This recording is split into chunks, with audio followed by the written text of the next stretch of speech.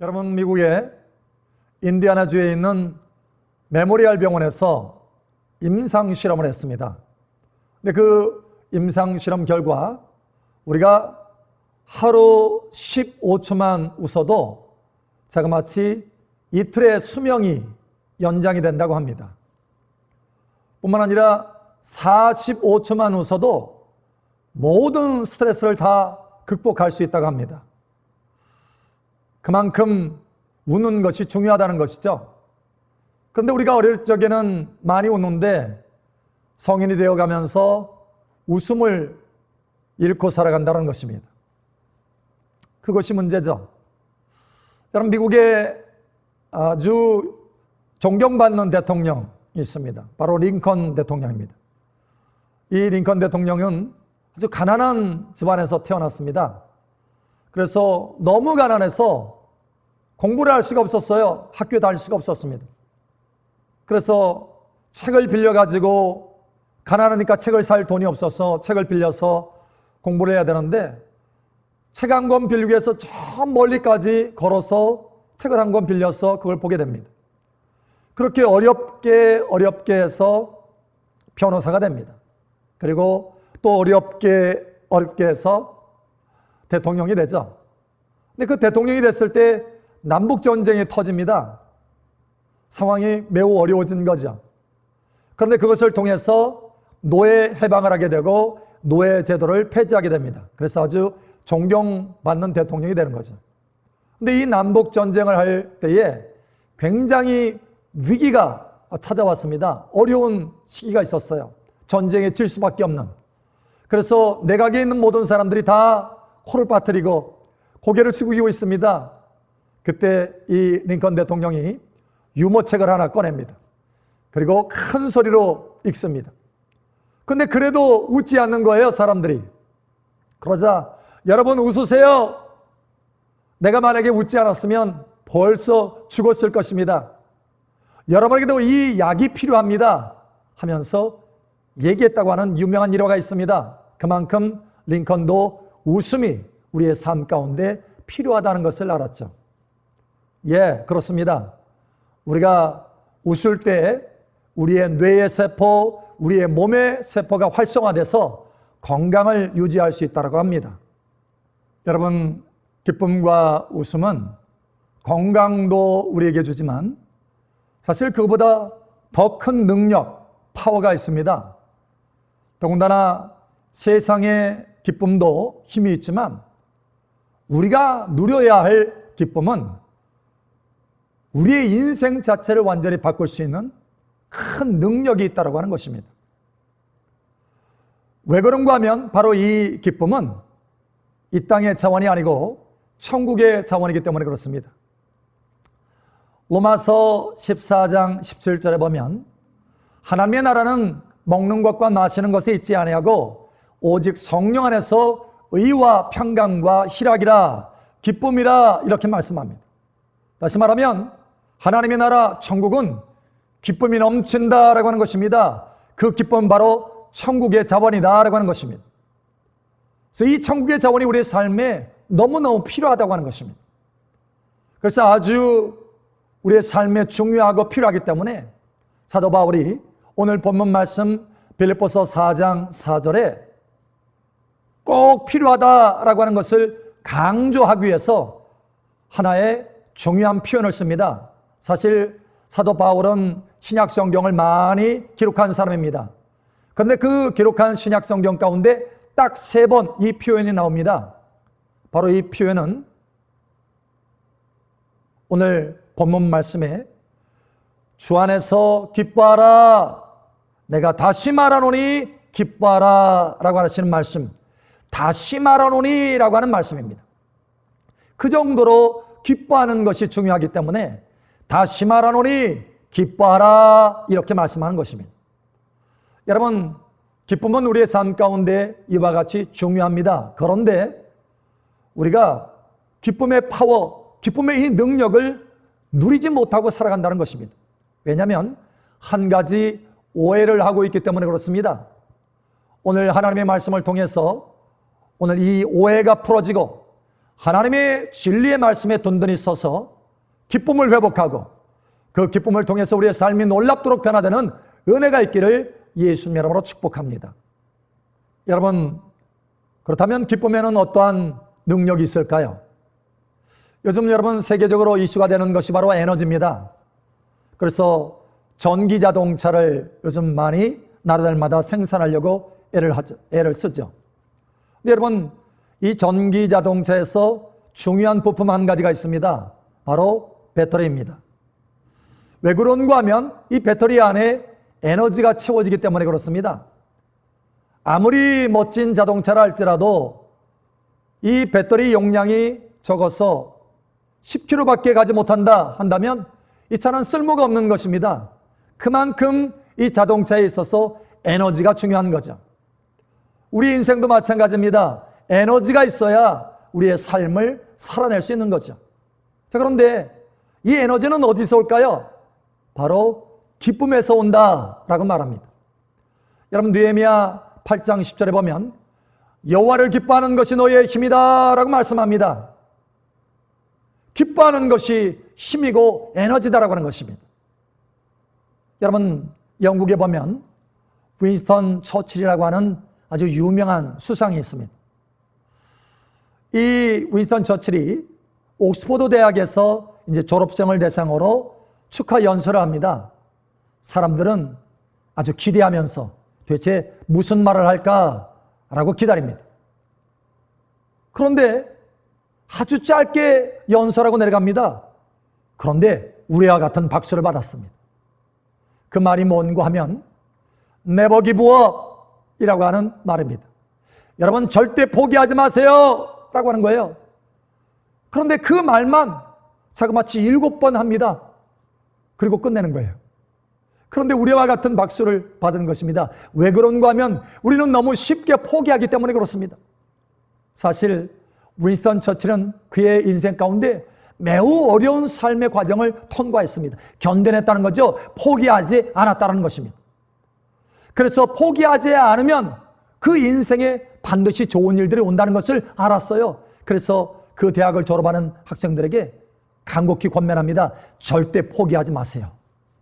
여러분, 그런데 이 포기하지 않는 힘이 어디서 올 수 있겠습니까? 여러분, 포기하지 않는 힘은 기쁨에서 온다라고 말합니다.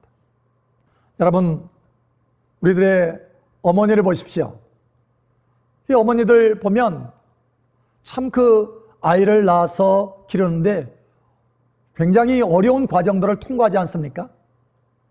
밤에 자지도 못하면서 때로는 기저귀 갈아줘야 되고 우유 먹여줘야 되고 온갖 허드렛 일을 하죠.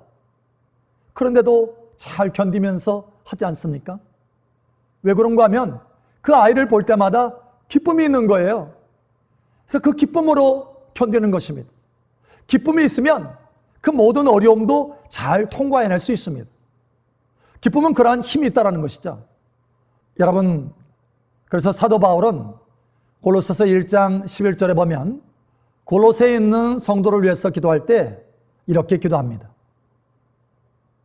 기쁨으로 모든 견딤과 오래 참음에 이르게 하시고 라고 기도하는 거예요. 하나님, 저들에게 기쁨을 주십시오. 그래서 기쁨으로 모든 것을 견디고 오래 참음에 이르게 하여 주시옵소서 이렇게 기도하는 것입니다. 기쁨은 모든 것을 견디게 한다고 하는 것입니다. 여러분, 그것만이 아닙니다. 기쁨은 우리에게 새 힘을 줄 뿐만 아니라 무엇인가 어려운 과정들을 견디게 할 뿐만 아니라 기쁨은 우리의 삶을 승진하게 만듭니다. 여러분, 예수님의 삶을 보면 바로 그 승진을 볼 수 있습니다. 예수님은 늘 아버지 하나님 바라보면서 기뻐하셨습니다. 그렇게 기쁨으로 모든 일과 사역들을 했습니다. 여러분, 그렇게 기쁨으로 그 모든 것을 행할 때 예수님이 승진합니다. 어디까지 여러분 승진합니까? 하나님의 보좌 우편에까지 승진합니다. 그리고 모든 이름에 뛰어난 이름을 얻게 됩니다. 여러분, 그래서 히브리서 1장 9절에 보면 하나님께서 그에게 즐거움의 기름을 부으사 동료보다 승하게 하였다, 승진하게 하였다 라고 하는 것입니다. 즐거움의 기름, 기쁨이 있으면 승진하게 된다라고 하는 것입니다.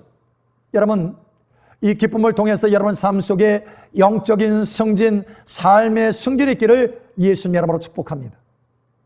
우리 옛말에 이런 말이 있습니다. 소문 만복내, 웃는 문에 만복이 들어온다, 이런 뜻이죠. 우리가 보통 웃으면 복이 온다라고 하는 의미입니다.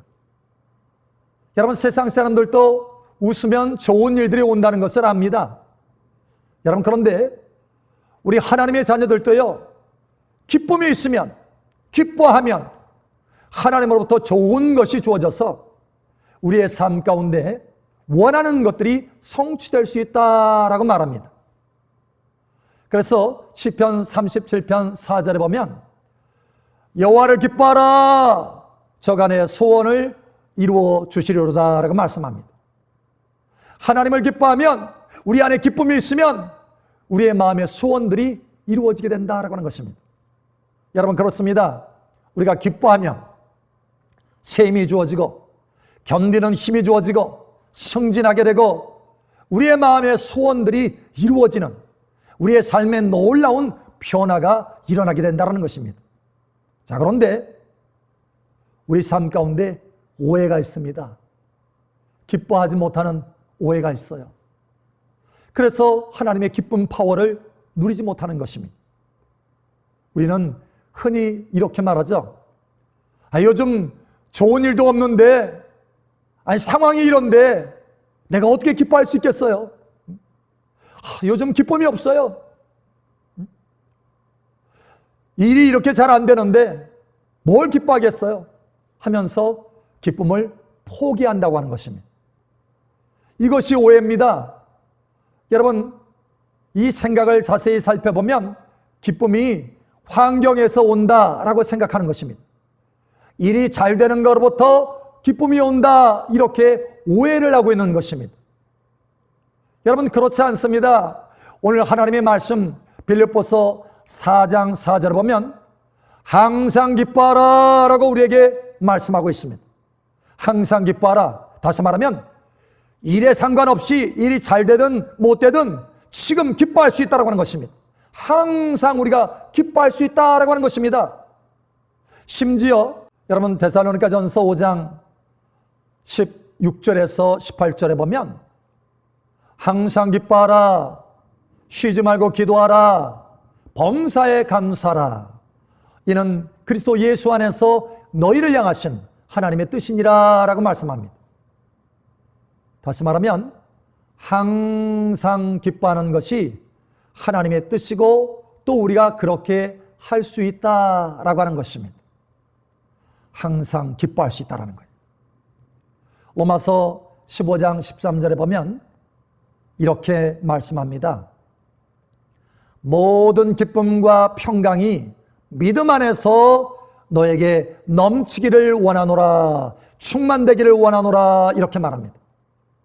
그러니까 이 기쁨이라고 하는 것은 환경 안에서 주어지는 것이 아닙니다. 믿음 안에서 주어진다는 것입니다. 예수님도 누가복음 10장에 보면 어느 날 제자들이 예수님에 달려와서 기뻐하고 있어요. 왜냐? 주님, 우리가 예수님의 이름으로, 주님의 이름으로 귀신들도 내어 쫓았습니다. 귀신들도 항복합니다 하면서 기뻐했어요. 일이 잘 되어졌다는 거죠. 그런데 예수님께서 말씀합니다. 귀신들이 항복하는 것으로 인해서 기뻐하지 말고 너희 이름이 하늘에 기록된 것을 인하여 기뻐하라 라고 말합니다. 다시 말하면 이 땅의 일들이 잘 되는 것 때문에, 환경 때문에 기뻐하는 것이 아니라 하늘에 너희 이름이 기록된 것, 하늘에 속한 기쁨으로 채워지기를 원한다라고 말씀하시는 겁니다. 우리는 언제든지 상황과 상관없이 기뻐할 수 있다고 하는 것입니다. 극한 장소라고 한다면 어디가 있을까요? 감옥이라고 할 수 있습니다. 감옥. 근데 사도 바울은 여기 오늘 이 빌립보서를 쓸 때요, 감옥에 있었습니다. 굉장히 극한 장소에 있었던 거예요. 어려운 환경 가운데 있었습니다. 그런데 우리에게 권면하고 말하고 있지 않습니까? 항상 기뻐하라고. 심지어 빌립보서 2장에 보면 나와 함께 기뻐하라 라고 권면하고 있습니다. 지금 이 감옥에서도 기뻐하고 있다는 거예요. 극한 장소에서도 기뻐할 수 있다라고 하는 것입니다. 뿐만 아니라 하박국 3장에 보면 먹을 것이 없습니다. 외양간에 소가 없고 우리의 양이 없고 밭에 소출이 없어요. 포도나무에 열매가 없어요. 여러분, 이런 어려운 상황 가운데 극한 가난 속에서도 나는 내 구원의 하나님을 인하여서 여호와로 말미암아서 기뻐하겠다 이렇게 말합니다. 여러분, 극한 가난 속에서도 기뻐할 수 있다는 거예요. 고린도후서 8장에 보면 거기에 마게도냐 사람들이 그 성도들이 얼마나 하나님 앞에서 기뻐했는지 표현하고 있습니다. 그래서 넘치는 기쁨이 있었다 이렇게 말합니다. 무슨 좋은 일이 있어가지고 환경이 잘 돼가지고 그런 기쁨이 있었을까요? 아닙니다. 자세히 살펴보면 많은 환난이 있었고 극심한 가난이 있었다라고 말합니다. 그런데 그 가운데서도 그런 환경 속에서도 기쁨이 넘쳤다라는 것입니다. 다시 말하면 기쁨은 환경 안에서 주어지는 것이 아니다라고 하는 것입니다. 우리는 하나님의 자녀들은 항상 기뻐할 수 있다라고 하는 것입니다. 자, 그러면 어떻게 하면 우리가 항상 기뻐할 수 있을까요? 한 가지 먼저 환경 안에서 기뻐하는 것, 일이 잘 되는 것으로 인해서 기뻐하는 것, 이것은 매우 잠깐이고 늘 흔들릴 수밖에 없는 기쁨이다 라고 하는 것을 분명히 알아야 된다는 것입니다. 아무리 세계적으로 뛰어난 위치에 있고 세계 최고가 되도록 잘 되었다 할지라도 여러분, 기쁨은요 잠깐입니다. 지난 일본에 올림픽이 있었죠. 그 가운데 도마에서 신재환 선수가 금메달을 땄습니다. 아주 어렵게 금메달을 땄는데 그 금메달을 따고 내려올 때 인터뷰를 했습니다. 그런데 아주 참 깊은 생각을 하게 하는 그런 말을 합니다. 뭐라고 얘기하냐면 자기 선배, 그 금메달을 딴 선배의 생각을 하면서 이 맛이었군요. 그 금메달을 딸 때 이 맛이었구나 라고 하는 것을 마음이 들었다는 거예요. 그 생각이 들었다고 하는 것입니다. 그런데 그 다음 이후에 허무한 마음이 들었다고 합니다. 금메달을 땄지만 잠시 기뻐하는 순간이 있었지만 그러나 그 뒤에 마음이 허무함과 허전함이 있었다는 거예요. 그만큼 기쁨이 잠깐이라는 것입니다. 세상의 최고가 되었어도 말이죠. 여러분, 세상의 기쁨은 잠깐입니다. 그렇다면 항상 기뻐할 수 있는 이 기쁨은 도대체 어디서 우리가 얻을 수 있을까요? 요한복음 15장 11절에 보면 주님이 이렇게 말씀합니다. 내가 너희에게 이것을 이름은 나의 기쁨이 너희 안에 있어 너희 기쁨이 충만되게 하려 함이라 라고 말하는 것입니다. 그러니까 우리 안에 주어지는 이 기쁨은 우리 안에 먼저 있어지는 것이 아니고 예수님의 기쁨, 하나님의 기쁨이 우리 마음에 들어오게 된다라고 하는 것입니다. 그래서 그 기쁨으로 기뻐하게 된다는 것입니다. 여러분, 그렇습니다. 사실 저도 처음에는 제 마음 안에서 기쁨을 찾고 환경이 잘 되는 것을 통해서 기쁨을 찾으려고 애를 썼어요. 근데 오히려 기쁨보다는 내 마음을 살펴보니까 기쁨은 없고 어두움만 있었습니다. 오히려 마음에 무거운 짐이 있었어요. 그래서 어찌할까 하면서 주님을 찾고 찾았습니다. 그렇게 주님을 찾을 때 주님으로부터 기쁨이 흘러들어오는 것입니다. 그때서야 저는 깨달았습니다. 이 기쁨은 환경이나 내 안에서 발견되는 것이 아니라 주님이 내게 주시는 거구나 라고 하는 것을 깨달았습니다. 우리가 서치라이트를 보잖아요. 그 서치라이트를 볼 때 그 빛이 우리 안에 들어오죠. 눈을 통해서.